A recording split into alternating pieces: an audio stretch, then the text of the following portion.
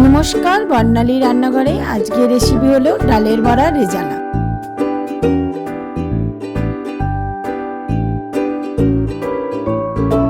ব্লেন্ডারে রাত্রিবেলা আমি ছোলার ডাল মটর ডাল ভিজিয়ে রেখেছিলাম। আমি এখানে আদা কাঁচা লঙ্কা দিয়ে দিচ্ছি, এটা পেস্ট করে নেব। এখানে ডালটা আমি পেস্ট করে নিয়েছি, একটু সামান্য হলুদ দিয়ে দিলাম, নুনটা যে যা স্বাদ মতনই দেবে, চিনি দিলাম। কড়াটা গরম হয়ে গেছে, আমি এখানে সর্ষের তেল দিয়ে দিচ্ছি। তেলটা গরম হয়ে গেছে, এবার আমি ছোট ছোট করে বড়া করে নিচ্ছি।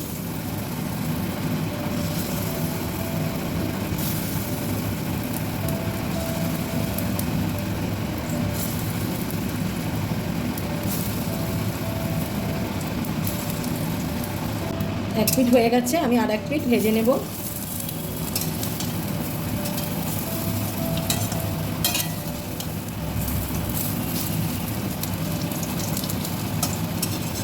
আমার বড়াগুলো ভাজা হয়ে গেছে, এবার আমি তুলে নিচ্ছি।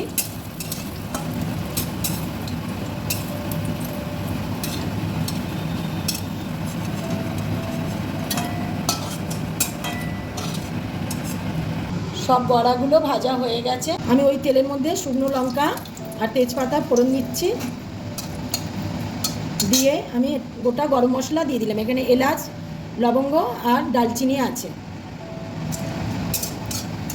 এখানে আমি পেস্ট করে রেখেছিলাম টমেটো, আদা, কাঁচা লঙ্কা, কাজু, পোস্ত দিয়ে পেস্টটা করে রেখেছিলাম, আমি দিয়ে দিলাম।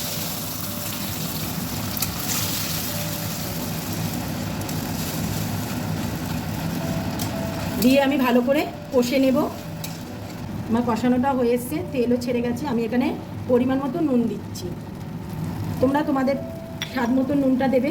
আমি একটু চিনি দিচ্ছি, তোমরা চাইলে দিতেও পারো, নাও দিতে পারো, কিন্তু দিলে পরে স্বাদটা ভালো হবে।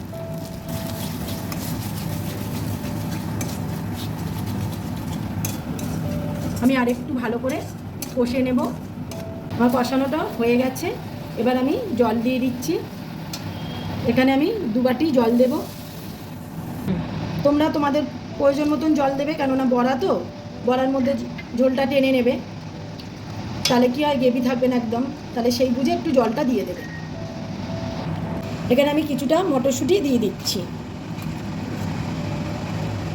এবার ফুটে গেছে, এবার আমি কাঁচা লঙ্কাটা দিয়ে দিলাম। ঝোলটা ফুটছে, আমি বড়াগুলো দিয়ে দিচ্ছি।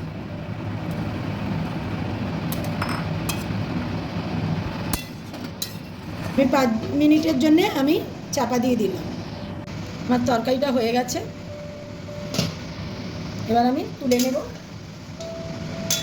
একটু গ্রেভি রাখলাম, কেননা বড়া তো টেনে নেবে, তখন একদম শুকনো হয়ে যাবে, ওই জন্যই আমি একটু গ্রেভিটা রাখলাম।